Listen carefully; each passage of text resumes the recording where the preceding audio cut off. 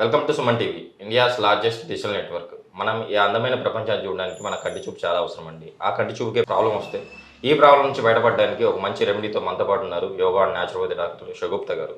మన eyesight problem నుంచి బయటపడడానికి ఈరోజు మేడం ఏ రెమెడీ చెప్పబోతున్నారో మేడం ద్వారా తెలుసుకుందాం. నమస్తే మేడం. నమస్తే అండి. మేడం, నిజంగా మన కంటి చూపు లేకుండా మనం ఏమి చూడలేం. సో చాలామందికి ఇప్పుడు చిన్నలు లేదు, పెద్దలను లేదు, ప్రతి ఒక్కరికి ఐసైట్ ప్రాబ్లం అయితే కామన్ అయిపోయింది.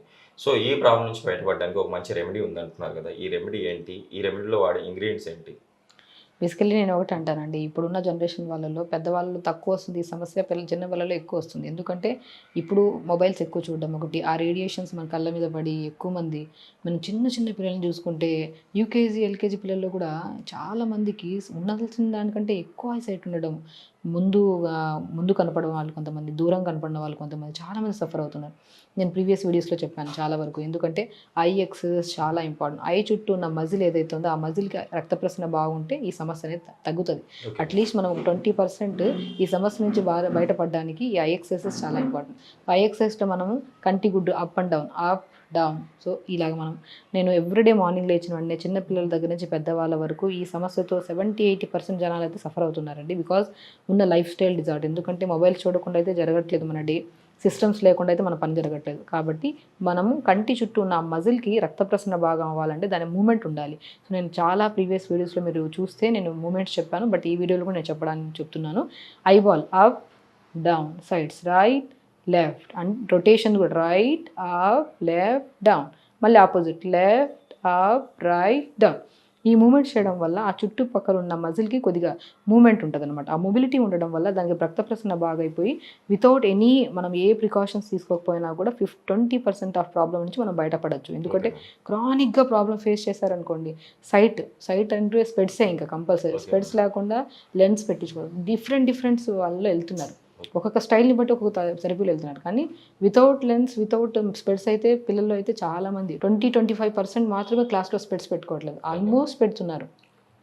సో ఈ సమస్య నుంచి బయటికి పోవడానికి నేను అన్నట్టు మొబిలిటీ చాలా important and very important. I specialist కంటే బెస్టెస్ట్ స్పెషలిస్ట్ ఎవరంటే సూర్యుడు, మన సూర్య భగవానుడు.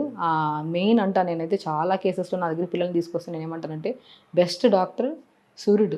మార్నింగ్ లేచిన వెంటనే ఎర్లీ మార్నింగ్ మంచిగా సన్కి ఎక్స్పోజ్ అవుతూ డి విటమిన్ తక్కువైపోయి, ఐరన్ తక్కువైపోయి, విటమిన్ ఏ తక్కువైపోయి, టైప్స్ ఆఫ్ డిసీజెస్ వస్తున్నాయి. అన్ని సంపూర్ణమైన న్యూట్రిషన్స్ని కలిగి ఉండేది సూర్యభగవాను నుంచి వచ్చిన సూర్యరశ్మి. మార్నింగ్ లేచిన వెంటనే మంచిగా రబ్ చేసుకొని ఐస్కి కొద్దిగా అప్లై చేసుకొని ఐబాల్ రొటేషన్స్ చేసుకుంటే ఆల్మోస్ట్ 50% ప్రాబ్లం అక్కడే సాల్వ్ అవుతుంది. దాని తర్వాత మనం ఏం చేస్తాం, న్యూట్రిషన్ పరంగా తీసుకుంటే మనం క్యారెట్, అందరికీ తెలుసు క్యారెట్ జ్యూస్ ఎంత మంచిదో. క్యారెట్ జ్యూస్ తాగడం వల్ల విటమిన్ ఏ కానీ, ఐరన్ కానీ, more content of high nutrients కలిగి ఉంటాయి. కాబట్టి మనకి ఈ క్యారెట్ చాలా యూజ్ అవుతుంది. And very important beetroot.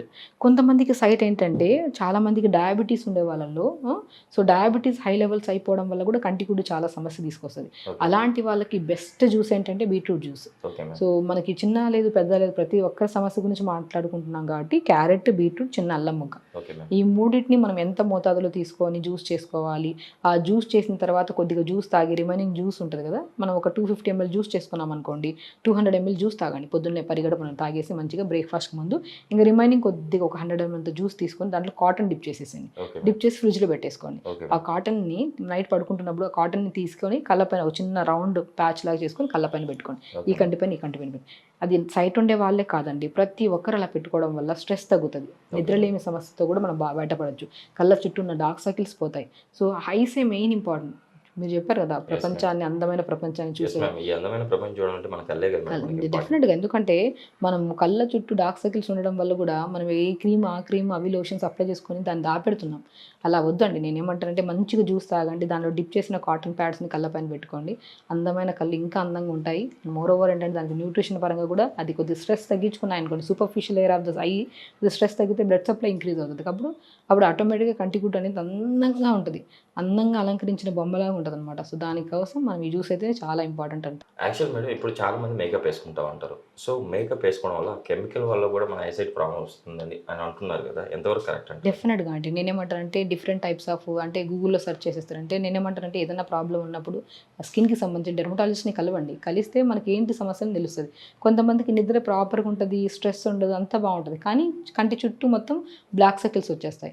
So దానికోసం గూగుల్లో సెర్చ్ చేసుకుని ఆ క్రీమ్స్ ఈ క్రీమ్స్ అప్లై చేస్తాం. ఒకవేళ మన స్కిన్కి పడలేదనుకోండి, సో దానివల్ల చాలా డ్యామేజ్ అయ్యే ఛాన్సెస్ ఉన్నాయి. కాబట్టి ఫస్ట్ ఏదైనా ఇలాంటి కంప్లైంట్ ఉందంటే అది ఎందుకు వస్తుంది, మేబీ మనం సన్కి ఎక్స్పోజ్ అవ్వట్లేదు, ఫస్ట్ అది డయాగ్నోసిస్ చేసుకొని రెగ్యులర్గా సన్కి ఎక్స్పోజ్ అవుతూ ఐబాల్ రొటేషన్స్ ప్రాణాయామం చేసుకోండి. దాంతోనే ఆ సమస్య 50% పోతుంది.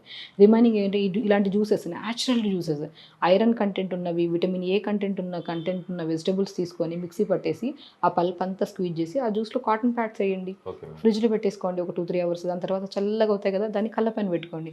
ఆ సర్కిల్స్ ఎలాగో పోతాయి. నాట్ ఓన్లీ ఐ చుట్టూ ఉన్న సర్కిల్సే కాకుండా ఫేస్ కూడా నీట్ మంచి గ్లో వస్తుంది అనమాట. ఇప్పుడు ప్రిపేర్ చేసుకుందాం మేడం. సో మనం ఏం చేసాము, క్యారెట్ తీసేసుకొని, ఓకే మ్యామ్. సో పెద్ద క్యారెట్ అయితే మాత్రం మనము హాఫ్ క్యారెట్ వేసుకున్నా సరిపోతుంది. Okay ma'am. సో నేనేమంటానంటే విత్ స్కిన్నే వేసేసుకోమంటాను క్యారెట్ని. మనం ఎన్ని రోజులు వాడాలంటారు మేడం? రెగ్యులర్గా 30 days అయితే కంపల్సరీ వాడాలండి. మంచి రిజల్ట్ వస్తుందండి. నేను చెప్తున్నాను కదా, నేను నాట్ ఓన్లీ జ్యూస్ ఒక్కటే కాదండి, మనం మార్నింగ్ లేచాక కొద్దిగా మీకు అపార్ట్మెంట్స్లో ఉన్నారు, ఒకవేళ నాకు చేయడానికి కుదరట్లేదంటే అట్లీస్ట్ మనం కొద్ది బయటన తిరుగుతాం కదా, ఎర్లీ మార్నింగ్ ఫిజికల్ యాక్టివిటీకి కొద్దిగా ఇలాంటి ప్రాబ్లం ఉన్నప్పుడు పార్క్స్కి వెళ్ళండి. ఒక 20 నిమిషాలు వాక్ చేసి వచ్చి కొద్దిగా మంచిగా సన్ అంటే సన్కి ఎక్స్పోజ్ అవుతూ కూర్చోమని చెప్పండి. నేను మంచిగా ఎండ పడుతున్న చెట్టు కూర్చొని మంచిగా ఒక బల్ల మీద కూర్చొని మంచిగా ఎక్సర్సైజ్ చేయండి, ప్రాణాయామం చేయండి, అండ్ ఐ రొటేషన్స్ చేయండి మంచిగా. దానివల్ల మంచి మొబిలిటీ ఉంటుంది. ఇప్పుడు మనిషికి మూమెంట్ లేకుండా ఎంత పడితే అంత ఫుడ్ పెడితే ఏమవుతుంది, బాడీ అబ్జర్ప్షన్ పెరిగిపోక అది వెయిట్ పుట్ ఆన్ అవుతుంది, అవునా కదా?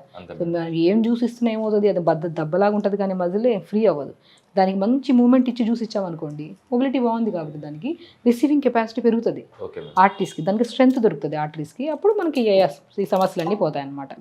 రోజుకి ఎన్నిసార్లు తీసుకోవాలి మేడం? నేనేమంటే 1 time తీసుకోండి. మార్నింగ్ లేచే వెంటనే బిఫోర్ బ్రేక్ఫాస్ట్ డైలీ 1 glass తీసుకోండి, ఓకేనా? ఒకవేళ ఈ జ్యూస్ ఏదైతే ఉందో ఇది కాన్స్టిపేషన్ ఇష్యూస్ కూడా బాగా పనిచేస్తుంది. సో కాబట్టి మనం నైట్ పడుకోవడానికి ముందు కూడా ఒక 1-2 hours ముందు కూడా మంచిగా 100 ml 150 ml జ్యూస్ ప్రిపేర్ చేసుకొని తాగేస్తారనుకోండి, సరిపోతుంది మనకి. సో తాగాల్సిన వాళ్ళు 2 times తాగిన సమస్య ఏం లేదు. బట్ ఈ సమస్యతో ఎవరైతే సఫర్ అవుతున్నారో బిఫోర్ బ్రేక్ఫాస్ట్ డైలీ ఒక 250 ml రెగ్యులర్ తాగితే సరిపోతుంది. మిక్సీ పట్టేసుకున్నాం మేడం.